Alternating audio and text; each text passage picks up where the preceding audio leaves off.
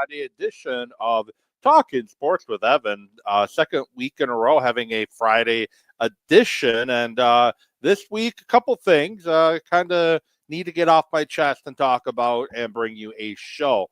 Now, I did do a quick Packer recap of their win versus Miami last night. You can find the video on my X account at Evan Witt Sports, or you can find it on YouTube, Talking Sports with Evan. I give my immediate reaction to the Packers' 30-17 win over the Miami Dolphins on Thanksgiving.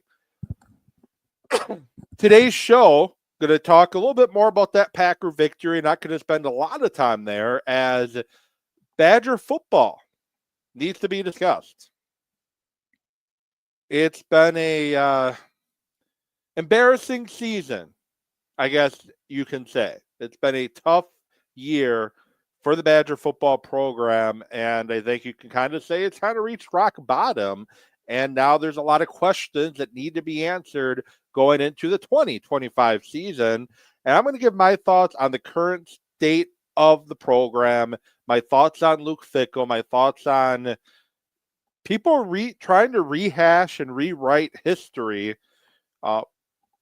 regarding moving back to when the Badgers decided it was time to move on from Paul Chryst. Also going to talk about the dysfunctionality of the Chicago Bears. The Bears lost a heartbreaking game to the Detroit Lions yesterday, a game that they were in position to either win or tie the game late in the game, and then time expired with a timeout in the Bears' back pocket, but not able to get more than 2 plays off with 30 seconds to go after a sack. It made it a 3rd and 26. Now, I don't really understand the Bears' logic, and there's a lot of things I don't understand about the Bears and their logic. Hence, I'm not a Bears fan. I'm going to mention that right now. But being I do talk NFL and MLB and NBA, national as well as local, and the Bears directly affect the Packers as they're in the same division, I figured I'll talk a little bit about the Bears and their dysfunction and disastrous way to keep finding new ways to lose, I guess would be the best way to say it. So, having a chance to sleep on the Packers and the Dolphins game, like I said, I did give my initial thoughts. You can find them on X, on my TikTok, on my YouTube, Talking Sports with Evan, Evan Witt Sports. Those are where you're going to find it. And I got to tip my hat even more to Isaiah McDuffie. He came in questionable to play, ended up having an outstanding game. And Quay Walker, as well as Xavier McKinney, the Packers defense did a really good job. And I did mention that, yeah, the Dolphins were able to move the ball in the second half, but the big thing the Packers are trying to eliminate was the big play. And they, for the most part, did a great job eliminating the big play. Tyreek Hill averaged 13.8 yards per reception, and they were able to kind of neutralize both him and Waddle from making big plays down the field. And the Packers have been really good against the run, really good against the pass, and doing a good job overall defensively, controlling the front. And it's amazing how better Lucas Van Ness and Kiki Ingambare and Brian Cox have looked since trading Preston Smith. They look a lot more comfortable stopping the run, getting after the quarterback. Van Ness had another sack yesterday. Ingambare had a sack yesterday, and Cox had a sack late in the game as well. And Mosby has been playing extremely well too. And when Brian Gutekunst commented after the trade of Preston Smith that it's expected that the young guys are now going to carry that load, I'm not going to lie, along with a lot of Packer fans, we're kind of questioning the logic of trading a veteran like Smith, who's a locker room leader, and depending on young guys who haven't really shown much of anything up to that point. But Rashawn Gary's seems to be playing better too since that trade. And The other person since the bye week that's been playing outstanding is Jordan Love, 20 of 28, 274, 2 touchdowns, and one of the incompletions was a straight-up drop, but it should be 22 of 28.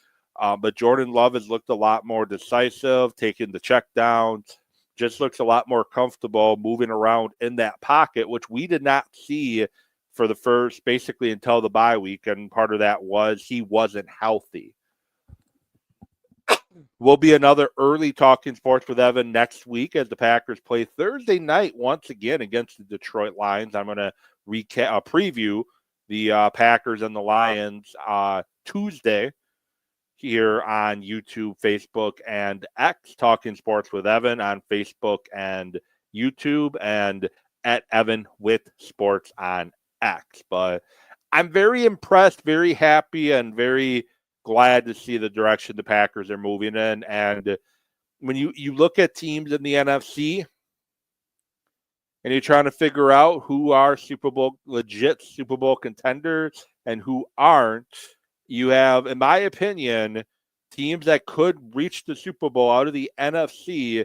You have the Eagles, the Lions, and the Packers.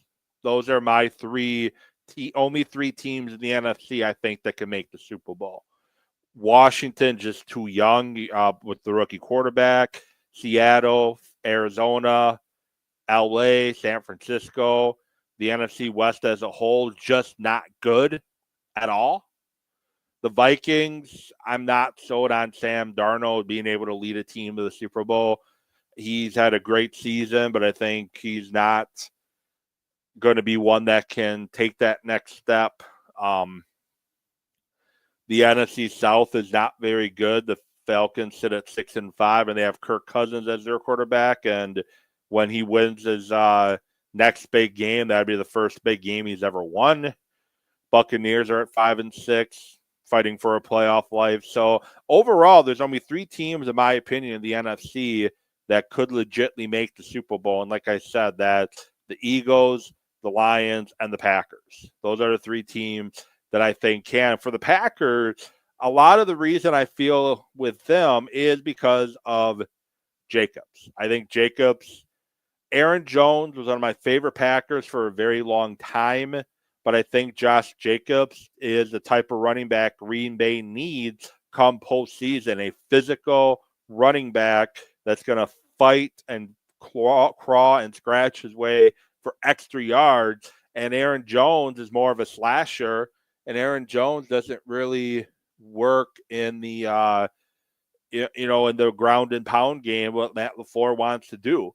What Josh Jacobs is doing right now is what they were hoping A.J. Dillon would have been. And A.J. Dillon's nowhere in Jacobs' league. I'm not saying that. Please don't put those words in my mouth.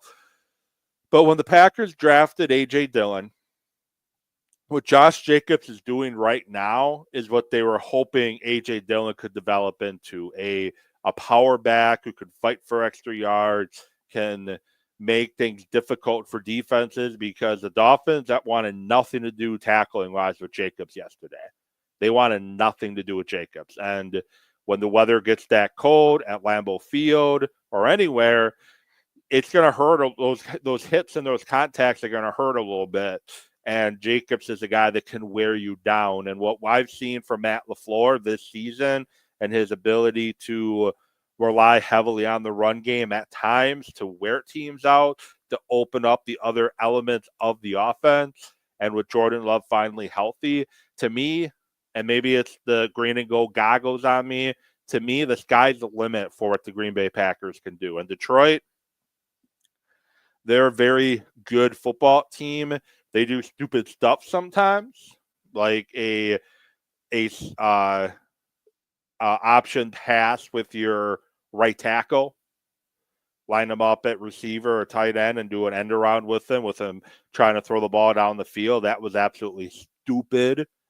Detroit does have that tendency to get stupid and reckless sometimes. That's their one Achilles heel to me, is just their stupidity at times. But overall, Detroit is clearly the best team in the NFC, sitting at 11-1, and they're running away with the conference. Well, the Vikings and Eagles are a game behind them, but I have a hard time, other than Thursday, seeing the Lions losing anymore.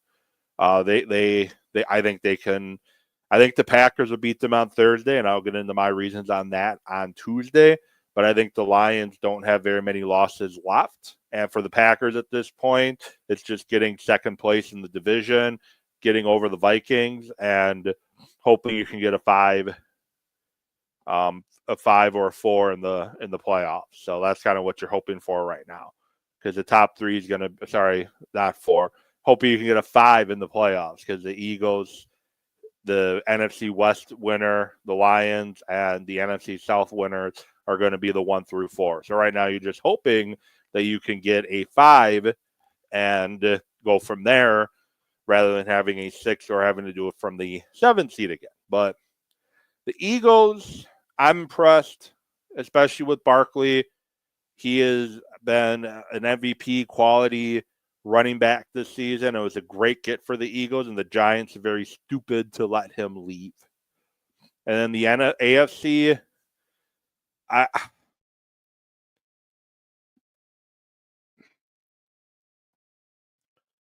the Chiefs aren't. When you watch the Chiefs play, when you truly watch them play, they play like a 500 team, but they're sitting at 11-1. The Chiefs play like a 500 team, but here they're sitting at 11-1, and they are a game up on the Bills in the conference. And the Chiefs are frustrating for the fact that they should have lost to the Raiders. The Raiders find a way to lose. And it's not the first time this year where the Chiefs should have lost, but they find a way to win. They should have lost to the Broncos. They find a way to win that one after a blocked field goal. The only team that has beaten the Chiefs this year is Buffalo.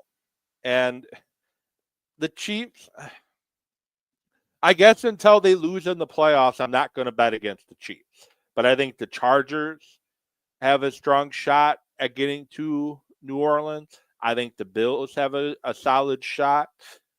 And I think that's about it in the AFC. I think it's basically just the Chiefs, Chargers, and the Bills. The Steelers and the Ravens, to me, have been too inconsistent. And we'll have to see how they finish the season in regards to that. And then I'm not betting on the Ravens to do much in the playoffs until I see them win in the playoffs. They always seem to fall short when it matters most. The AFC Championship game last year, and it just is always seeming something that gets in the Ravens' way. Sticking in the NFL before I jump to Wisconsin, the Chicago Bears fire Eberflus today. And if I had to pick one word to describe the Chicago Bears, if I had to pick one word that I would pick to describe the Chicago Bears is dysfunction.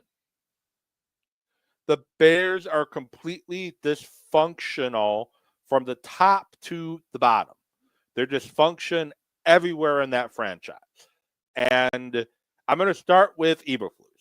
You go to the game yesterday, second down, Caleb Williams takes a sack, and you have a timeout left. It's 3rd and 26, and you just let the clock run. Let the clock run, let the clock run, let the clock run. No urgency at all. Coach doesn't call it timeout. Caleb Williams doesn't call it timeout. When they do finally get set, there's no urgency to snap the ball. And when they do finally snap the ball with like 5 seconds to go, there's no time to run another play on 4th down or attempt a very long field goal to try to tie the game and send it into overtime. That entire sequence of plays was full of dysfunction. From Caleb Williams trying to change the play late in a situation where you shouldn't have tried to change the play, to Caleb Williams and Eberflus not calling a timeout, Eberflus especially to reset things.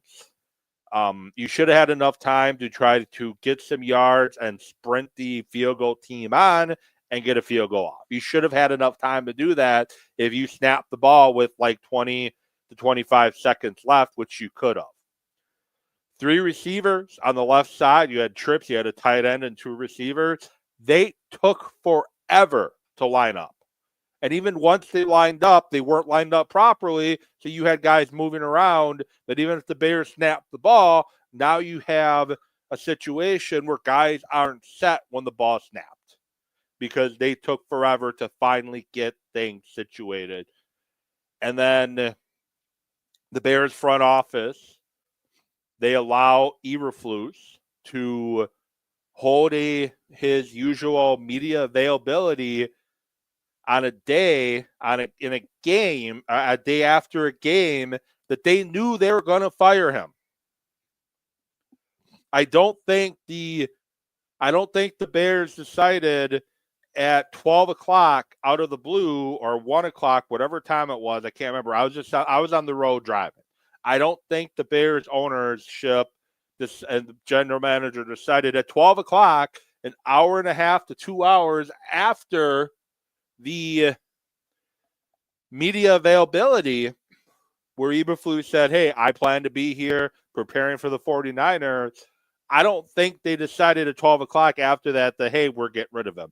They knew they were getting rid of him, and yet they allow him to have his immediate availability and then turn around and fire him. Again, total dysfunction from owner to president, the general manager, the coach, the team. The whole organization is dysfunction. And I say it all the time. Bad teams stay bad for a reason. There's a reason the Bears have been bad since they fired Lovie Smith. There's a reason the Jaguars have been bad more often than not. There's a reason why the Giants are bad. There's a reason why Tennessee Titans are bad. There's a reason why the Browns are bad.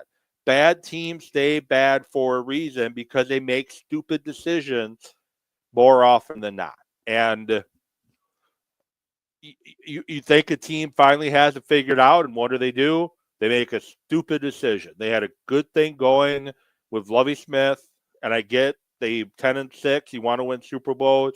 10-6 and falling short is not what you want to do. But you fire Lovie Smith after a 10-6 season, and it's been more doom than happiness since then. And we're now over the next few days, starting now, we're going to see names thrown out on who the Bears should hire as their next head coach. But I think the Bears need to get a new general manager first. I don't think Ryan Poles, whatever, is the right man for the job. I think the dysfunction is around him. I think the dysfunction is around Warren. I think the dysfunction starts at the top with the ownership, as they cannot ever get the decision right. I think they need a new team president. I know they just hired Warren recently, but hey, we had dysfunction and chaos when he was president of the Big Ten Conference. Poles has shown time and time again that he doesn't have a clue. And obviously the head coach in Eberflus, who is now gone, showed time and time again that he didn't have a clue. But the top candidates being thrown around right now, you got Ben Johnson of the Detroit Lions. My problem with Ben Johnson is, as an offensive coordinator, he tries to act like he's the smartest guy in the room sometimes, and he gets too cute with some of his play calling and some of his decisions as the play caller, and a offensive lineman trying to throw the ball down the field, a slip screen with an offensive lineman trying to force offensive linemen to catch touchdown passes from the 5-yard line. I think he gets too cute with his play calling. That's my one concern with him. And he's very good as an offensive coordinator. Just because you're good as a coordinator doesn't mean it's going to transition to a good head coach. Brian Flores, according to Sports Illustrated, his name's out there, and I don't think that would be a smart choice. Chicago has to go with an offensive-minded head coach. You have Caleb Williams. You need to pair him with an offensive-minded head coach that's going to be around for potentially a while, at least through the rest of his rookie deal, So when an offensive coordinator leaves to take a head coaching job, the core concepts of what the Bears are trying to do are still there. They hiring Eberflus made a mistake because if Walden would have been successful, he would have gotten a head coaching job potentially because, hey, the NFL, they love the flavor of the month, hot name coordinator to be their next head coach, even if it fails more than it works out. But I don't think Flores would be a good fit in Chicago to be their head coach because I think you continue to do more of the same when, to me, you need an offensive-minded coach with the situation you have yourself in. Kingsbury, offensive coordinator of the Washington Commanders, is one that Sports Illustrated mentioned. Does anyone not remember his head coaching tenure in Arizona being a complete cluster, you know what? And we're seeing Kingsbury's second half collapse already as an offensive coordinator. Arizona in college, he always starts red hot and then can never finish the season. And one of the biggest issues with Kingsbury as a coordinator is he doesn't seem to have a plan. He doesn't seem to have a reason to what he's doing. He doesn't seem to have an understanding of, I'm doing this play to set up this play. I'm doing that play to set up that play. I'm doing this play now to try to do this later.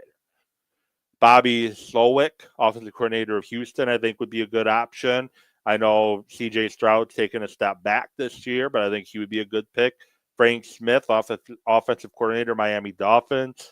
I wouldn't go that route if I'm them. Mike McDaniel is the offensive play caller. He's the guy who stirs the drink in Miami, and I don't think hiring Frank Smith would really do much. And Dan Pitcher, offensive coordinator of the Cincinnati Bengals, I think that could be a good option. But again, he's not the play caller. The head coach at Cincinnati is the play caller. And then Kevin Stefanski is the other name they threw out there. But obviously, you would have to either wait for Cleveland to fire him or make a deal with Cleveland to get him. And then there's always Thomas Brown, their interim head coach, which I think giving the interim head coaching label to Thomas Brown was stupid, in my opinion, because you just are now starting to have growth with Caleb Williams working next door to Thomas Brown, or I should say right next to each other, hip to hip.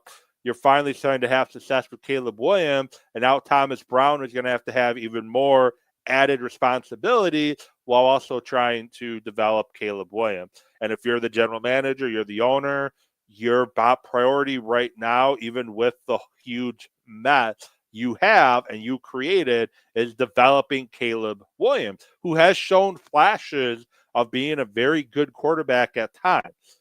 But by putting Thomas Brown as the interim coach, you're kind of affecting his ability to work more directly with Caleb Williams. So until the Bears show me otherwise, they're going to screw it up. It makes me happy that I decided that I was going to be a Packer fan when I was young. Or I should say I'm happy that my parents pushed me in the direction. As you can see behind me, the top shelf, top of the bookshelf, and that first shelf is all Packer stuff. You got my flag behind me over my shoulder here. You have the Packer. I'm so glad I'm a Packer fan because being a Bears fan would be exhausting. And for my Bear fan friends, I don't know how you put up with it. And now finally, again, this is Talking Sports with Evan. You can find this show anywhere you get your podcast. You can also watch the live stream on YouTube, on Facebook, or here or on X. You can watch the show any of those places as well. And finally, the Wisconsin Badgers.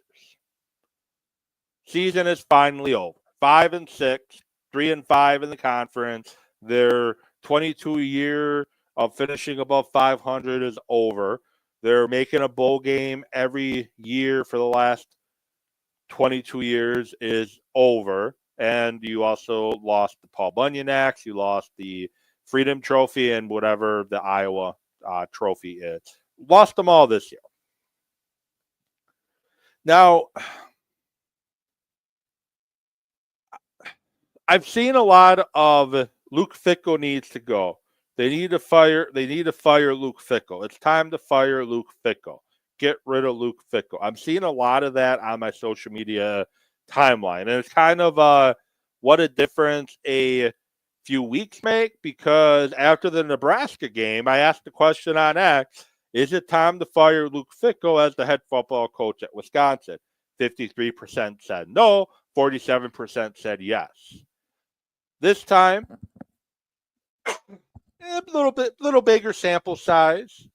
Same question: should the Badgers fire Luke Fickell? 55% yes, 44% no. So it literally flipped from the 24th of the month to the 29th. It literally flipped. Now, I can get behind moving on from the head coach if there's valid reasons to move on. And I have some serious concerns on Fickell. I have some serious concerns on the direction of the program. They show little, seem, and one of my friends commented that they quit on the season during the Minnesota game. My opinion on that is, well, no, because this is the same Badger football team that we have seen over the last 4 years. Under Fickell, they have appeared to be unprepared, outcoached, don't really have an identity, and basically just appear to go through the motions when they're on the field. But that didn't start with Luke Fickell. It didn't. 2020. I would say 2019 was the last truly very good team the Badgers had. They had 4 losses that year, 2 to Ohio State, 1 to Oregon in the Rose Bowl, and then they had their traditional bad loss to Illinois during the season. Those are the only losses of 2021, and that was a Badger team that if you beat Ohio State in the regular season, and then you beat them in the Big Ten championship game, or you beat them in the Big Ten championship game and lose them in the regular season, there's a possibility you're playing in the college football playoffs. But 2020 was a strange year.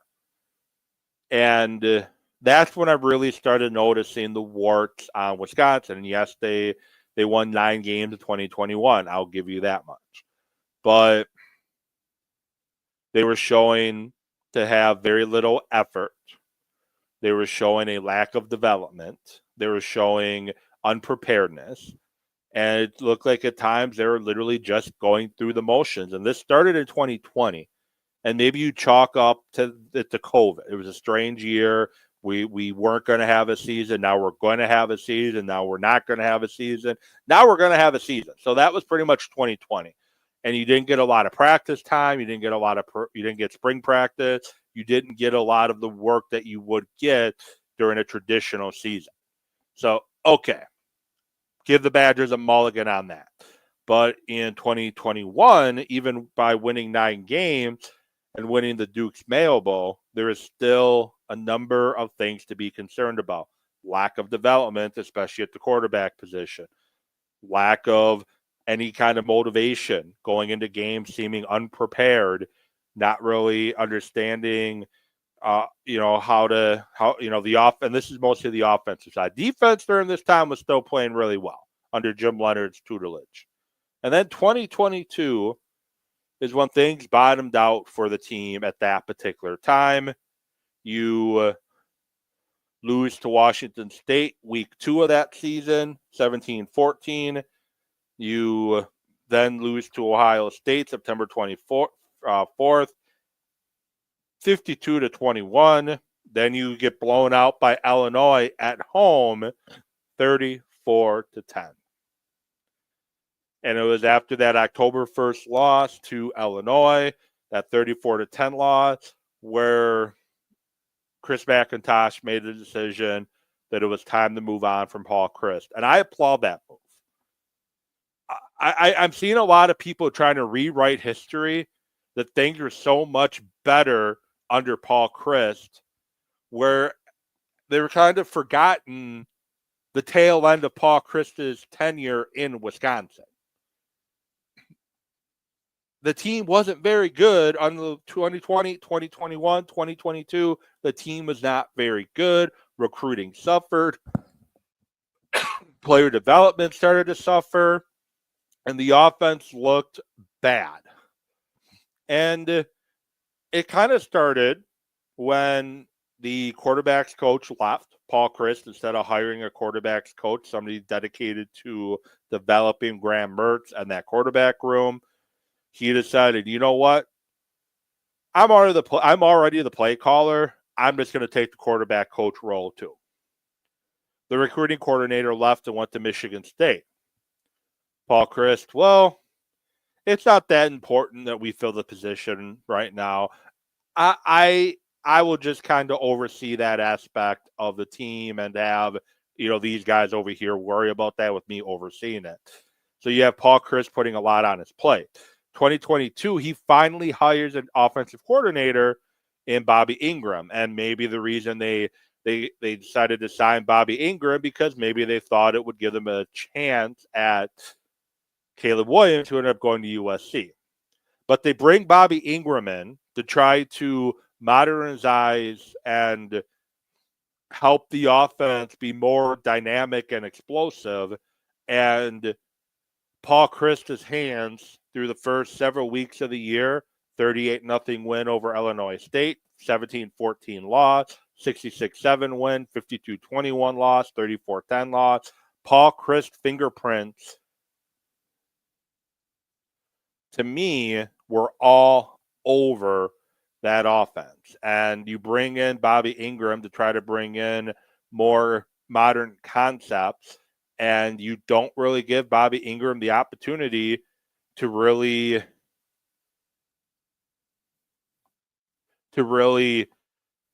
show what he could do as offensive coordinator. And then McIntosh made the decision after the embarrassing loss to a not very good Illinois team to fire Paul Chryst, and he named Jim Leonard, the interim coordinator, head coach. The defense coordinator became the interim head coach.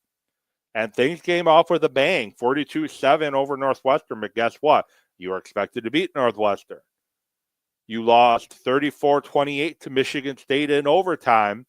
And guess what? The same problems you had with Paul Chryst, you were still having offensively against Michigan State, and your defense took a hit. You gave up 24 points to Purdue on October 22nd, winning 35-24, and you barely beat Maryland 23-10 in a pretty ugly game. Then you lose to Iowa 24-10. You barely beat Nebraska 15-14, and then you lose to Minnesota 23-16, and you lose to Paul Bunyan Axe to go back to Minnesota.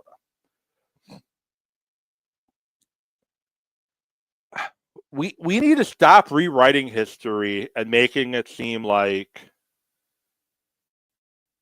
they should never have got rid of Paul Chryst, because some of the people on X that I've seen post and on Facebook are basically saying that we should have never got rid of Paul Chryst because things were much better under him. Where the tail end of Paul Chryst, things were not good. So it's okay to say that it was time to move on from Paul Chryst. That no matter what has happened with Luke Fickell from day one until now, moving on from Paul Chryst was the right decision. Now the conversation we can have is if Luke Fickell, the right guy to bring the program back up to its standards or beyond its standards, which Luke Fickell has said repeatedly his standards are winning championships, competing for championships, which we haven't seen in 2 years. But the conversation can be had, is Luke Fickell that guy, or is it time to make a move in the head coaching position and bring somebody else in? I was fine not giving the job to Jim Leonard. I was fine letting Paul Chryst go. I was excited when they hired Luke Fickell. I was excited when Fickell hired Phil Longo. I was not happy when Luke Fickell brought in Mike Tressel to be the defense coordinator. because Trusso, I was not a fan of the hire, and I didn't like his background. I didn't like him switching the defense to a 3-3-5 because, hey, if our offense is clicking like it's supposed to, we have to play a defense that can play fast and keep teams out of the end zone and stuff. Well, thing is, now you're getting the ball ran down your throat with ease.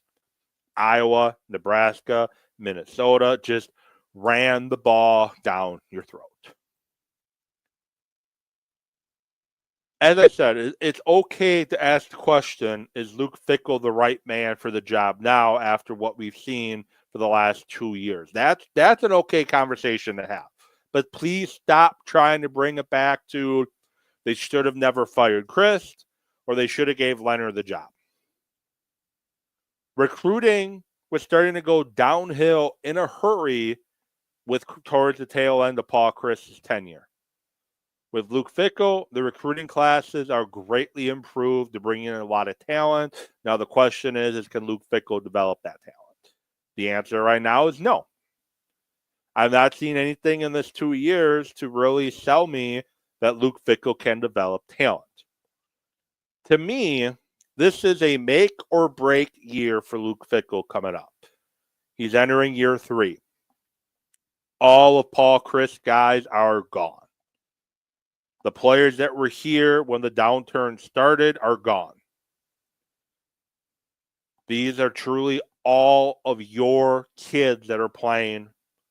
And I know a lot of Luke Fickell transfers were playing over the last couple years, and that was to fill gaps in areas that you lost depth in to try to compete right away. And unfortunately, it hasn't worked out. The transfers haven't made the impact we were hoping. And now you're going to have juniors and sophomores, freshmen and sophomores and juniors. Yeah, because this would be Luca's third recruiting class. You're going to have juniors, sophomores, freshmen who Fickell has recruited that it's time for them to show that it's put up or shut up time. Luke Fickell has to get the offensive coordinator position right. He has to get that hire right. The air raid did not work at Wisconsin because 2 years in a row you've lost your starting quarterback, 2 quarterbacks, especially in Mordecai, who is extremely accurate, get hurt, and now you're depending on Braden Locke, who is not accurate at all. And the thing with the air raid, it's dependent on quarterback accuracy, putting the ball in the receiver's hands and allowing the receiver to get yards after the catch. Well, Locke didn't do a good job of putting receivers in position to make plays after the catch.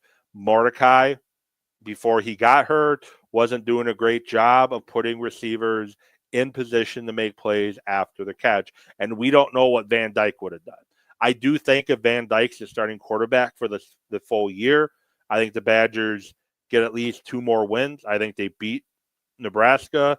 I think they beat Minnesota. And I think they could have potentially beat Iowa. So they get 2 or 3 more wins with a more competent quarterback play. I think with a better quarterback, you end up beating Penn State, which you had a lead in the second half. And I think with a better quarterback, you potentially beat Oregon, who you were leading late in that game before you didn't have enough to finish. Fickell has to get the hire right. He has to.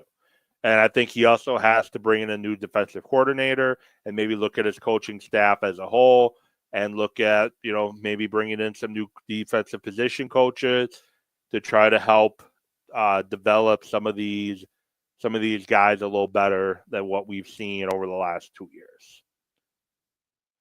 The other key for the Badgers is quarterback play. They've hit the transfer portal hard the last 2 years at the quarterback position. Eves, Locke, Mordecai, Van Dyke all came in through the transfer portal, and pretty much they've all left except Locke, and Van Dyke may be back, may not be back, I don't know. But Eves left. Mordecai graduated. Burkett from Franklin, who was a Chryst recruit, he left. the Badgers have to get the quarterback position right. That is priority number one.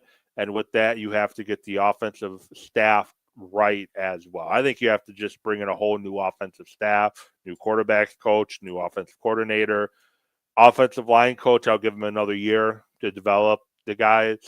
But I think wide receivers coach, you just need a fresh start across the board for the most part on offense, except offensive line. I'm happy with what we've seen with the offensive line in spurts. But Fickell needs to figure out consistency, and he needs to figure out how to better prepare this team for games on Saturday, or he will be finding himself out of a job at Wisconsin after next season. I think letting him go right now with the way the buyout is for his contract would be absolutely stupid at this time. But I think this is a make or break year. The thing is, you may win just 6 or 7 games again next year looking at that schedule. But if you don't, if these 6 to 7 wins that you saw are the same as every win you saw the last 2 years for the most part, things aren't getting better. If you only win 6 or 7 games and you're looking competitive, you're looking competent, you're looking ready to play, you're looking well coached, you have an identity, then maybe Fickell can get a year 4 because it looks like he's heading with the team in the right direction. But that's my thought. And follow me on X at Evan with Sports. Follow me on Facebook, Talking Sports with Evan. Follow me on YouTube, Talking Sports with Evan. Have a video up on YouTube and my TikTok and on X talking about the Packer game yesterday. I will be back at it with another episode on Tuesday, talking Packers and Lions, previewing that one. Hope you all enjoyed your Thanksgiving. Hope you all have a great rest of your weekend, and I will talk to you all soon. Have a good one, everybody.